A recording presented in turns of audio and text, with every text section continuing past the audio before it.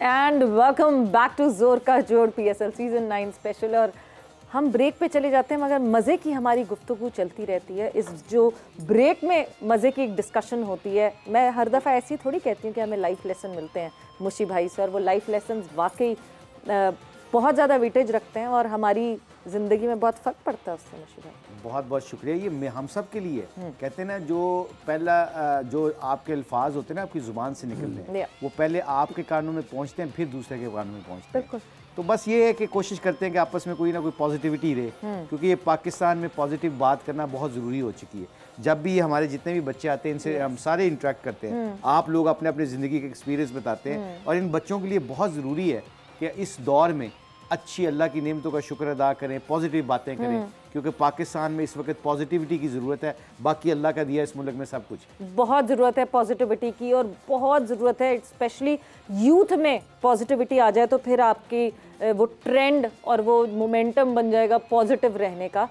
आप लोगों से सवालात का सिलसिला हम शुरू करेंगे कि आप लोग सवाल पूछ सकें, ज़रा जहन में जमा कर लें सवालात। एक हम कैचेस के ऊपर ज़रा पहले हम अपनी पूरी एनालिसिस निकाल लें, बिकॉज अभी तक ये एनालिसिस हमने बड़ी ढूंढी और हमें मिली नहीं थी, तो we had to take all this analysis out के कैचेस कितने कौन सी टीम ने अभी तक ड्रॉप किए हैं। This is half of the PSL season 9 done, और क्या रहा कैचेस ड्रॉप करने का सिलसिला वो आपको बताते हैं, एंड देन फिर आप लोगों के सवालात पे हम मूव ऑन करेंगे। ये आपके सामने स्क्रीन पर, ये आपकी स्क्रीन पर आपको सबसे पहले लाहौर कलंदर्स को जब आप देखते हैं तो पॉइंट टेबल पर सबसे नीचे हैं, लेकिन एक जगह है जहां पर ये सबसे ऊपर है, और वो है कैच ड्रॉप करने की।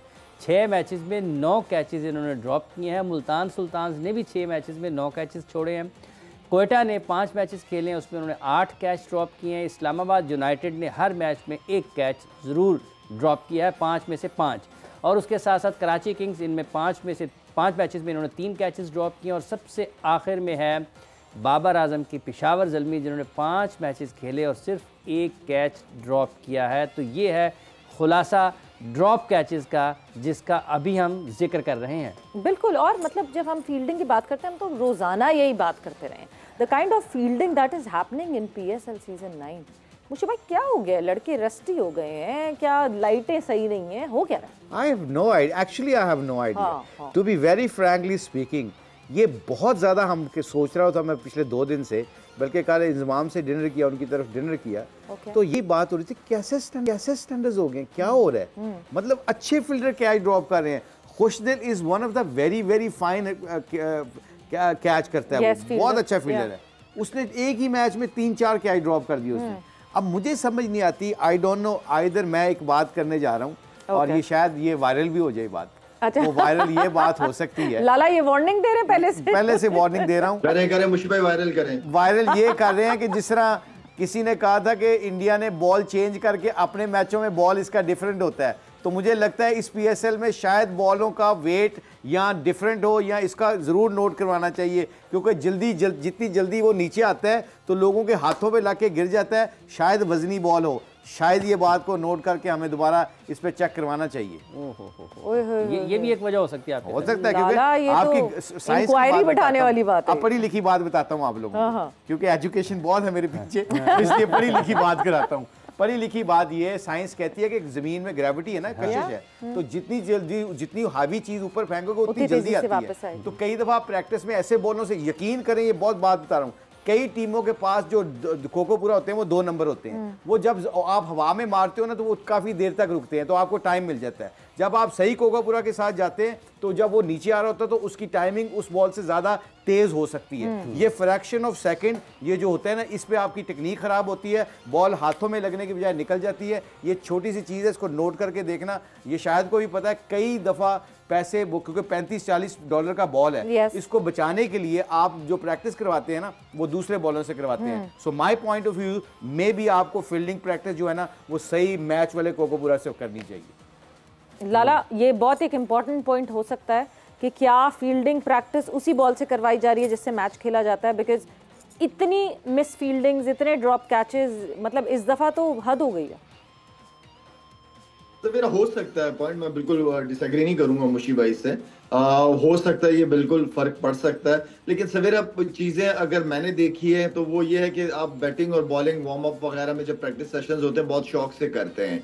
जहां फील्डिंग सेशंस आते हैं लड़कों के अंदर वो एनर्जी नहीं होती, मुझे तो नजर नहीं आती, मैंने क्योंकि डोमेस्टिक क्रिकेट में उस दिल से प्लेयर करता नहीं। आप फील्डिंग सेशन को जब तक थोड़ी देर करो लेकिन क्वालिटी काम करो, ज्यादा लंबा सेशन ना करो, लेकिन ऐसा फोकस करो कि जैसे मैच में आपके पास बाउंड्री पे बॉल आ रहा है या कैच आ रहा है, आप थोड़ा सा माइंडसेट जो है ना, हमारे लड़कों का रिलैक्स है फील्डिंग के अंदर, वो चाहते हैं यार बस जल्दी जल्दी खत्म हो, 3 4 5 कैच करूं अब होटल निकल जाए। आई मीन कहने का मतलब ये है कि फील्डिंग सेशन में आप जितना लंबा सेशन करोगे, जितनी मेहनत करोगे, एक तो एज ए टीम यूनिट नजर आता है और आप फील्डर बेहतर होते हो। और फील्डिंग को जब तक कोई एंजॉय नहीं करेगा क्राउड के अंदर, वो फील्डर अच्छा बन ही नहीं सकता, उसके लिए बोरियत होती है। बहुत सारे फील्डरों को आपको ग्राउंड के अंदर छुपाना पड़ जाता है। तो फील्डिंग एक ऐसा डिपार्टमेंट है जो आपके अपने हाथ में है, अपने हाथ में है आपके। बिल्कुल, इंडिविजुअल डेडिकेशन बहुत जरूरी है, बहुत अहम है। मुशफी की जो फील्डिंग वाला एक पहलू है जिस पर हमने काफ़ी बात की, आपने बॉल का भी जिक्र किया। फ़खर जमान भी बहुत ही माने हुए फील्डर माने जाते हैं, वो भी बहुत अच्छे कैच लेते हैं, उनसे भी ड्रॉप हुए हैं। तो इख्तिताम पर जब ये आगे बढ़ रही होंगी चीज़ें, पेशावर ज़ल्मी भी उसी बॉल के साथ प्रैक्टिस कर रहा है लेकिन वो उनका तो एक ही कैच ड्रॉप है, तो आपको लगता है कि कहीं कुछ ज़्यादा क्रिकेट भी असरअंदाज हो सकती है कि खेल गए आप उकता जाते हैं काम कर करके? आई थिंक शायद ने बड़ी अच्छी बात की, एटीट्यूड। जिस तरह दूसरा बैटिंग और बॉलिंग में बंदे का एटीट्यूड होता है ना, मैंने रन्स करने, मैंने विकेटें लेनी है, शायद वो फील्डिंग का एटीट्यूड ना हो। ठीक, बट एज यू सेड, कई टीमों के पास कोकोपुरा के बॉल होते हैं, वो नए बॉल से कैच करते हैं, ये भी एलिमेंट हो सकता है। और कई दफ़ा मैं खुद बताता हूँ, कई टीमों में, कई फ्रेंचाइज में नहीं है, कई पुराने बॉल होते हैं, कोकोपुरा के होते हैं, बिल्कुल सीम उड़ी होती है, बिल्कुल फारिग बॉल होते हैं, उनसे आप कर रहे होते हो। तो आई थिंक ये दोनों का एलिमेंट है। बट आई थिंक एटीट्यूड से अगर देखा जाए तो फील्डिंग में एक ऐसा है, तो एटीट्यूड जो होता है ना, वो सबसे इंपॉर्टेंट होता है फील्डिंग में। क्योंकि सिंपल सी बात है, 120 बॉल, अब मैं कनेक्ट रहूंगा गेम के साथ, मेरा वाईफाई कनेक्ट रहेगा तो मैं हर जगह कनेक्शन मेरा रहेगा सही। अगर मेरा वाईफाई नहीं मिला और मेरा 3G 4G काम नहीं करेगा तो मैं सिग्नल नहीं पकड़ूंगा। 120 बॉल के लिए सिग्नल पकड़ना बड़ा जरूरी है हर बॉल के ऊपर। कहीं भी कमजोर हुए सिग्नल गए। भाई आपको वाईफाई के अच्छी कंपनी से आपको कमर्शियल भी मिलने वाला है। शायद कमर्शियल तो मुझे नहीं मिलना, वो तो आपको इंशाल्लाह मिलना, और आपको मिल गया, मुझे मिल गया, एक ही बात है। मगर जैज वाले जरूर कहेंगे कि जब समा के साथ ही हमने जाने। आपको नाम तो नहीं लेना चाहिए था आपको। कोई बात नहीं, ले दिया, उनको थोड़ा बहुत दे दिया ना, फ्रीडम दे दिया ना। कुछ पाने के लिए कुछ खोना तो पड़ता ही ना शायद। लाला कल एक बहुत इंपॉर्टेंट हमने डिस्कशन की थी लाला, जिस वक्त आप मौजूद नहीं थे। कराची के क्राउड के ऊपर बहुत क्रिटिसिज्म हो रही है, कराची के स्पेक्टेटर्स नहीं आ रहे हैं, बहुत क्रिटिसिज्म हो रही है। थोड़ा सा उस वक्त पे वापस जाते हैं और वो सोचते हैं कि जब आप कराची ब्लूज से या कराची डॉल्फिन से खेला करते थे, उस वक्त तो हमें छतों पे भागते हुए लोग दिखते थे। ये अचानक क्या हो गया कि PSL ज़्यादा हाई फाई क्रिकेट सेटअप आया है मगर लोगों का आना कम हो गया? क्या ये मार्केटिंग की कोताही है या लोगों का इंटरेस्ट कम हो गया? सवेरा चीजें काफी सारी आ जाती हैं इसमें। पहले तो वो डॉल्फिन्स वाली जो बात आप कर रही थी उसमें टिकट फ्री थे, यहाँ पे टिकट फ्री नहीं है। तो आई मीन के काफी अरसे से आप PSL में देख रहे हैं कि कराची के अंदर क्राउड नहीं आता, तो एटलीस्ट आप फ्री कर देना। ये तो बार बार कह रहा हूं मैं कि फ्री कर दें। अब अभी सिंध लीग हुई है, उसके फाइनल मैच में मैं उनके कह के तक गया कि क्राउड को आने दो, कितना पैसा क्राउड से आप बना लोगे। आखिरी दिन उन्होंने फ्री किया है तो आप देख लें कि सिंध लीग के फाइनल मैच में अच्छा खासा क्राउड आ गया था आपका। तो क्राउड को आने दे, जहां इशू आ रहा है क्राउड का होना ही हमारी इस लीग की कामयाबी। जिस तरह लाहौर की तरफ से या मुल्तान की तरफ से जो रिस्पांस मिला, बड़ा जबरदस्त आउटस्टैंडिंग रिस्पांस था। लेकिन काफी अरसे से देख रहे हैं कि कराची के अंदर इवन के आपके इंटरनेशनल मैचेस के अंदर क्राउड नहीं होता।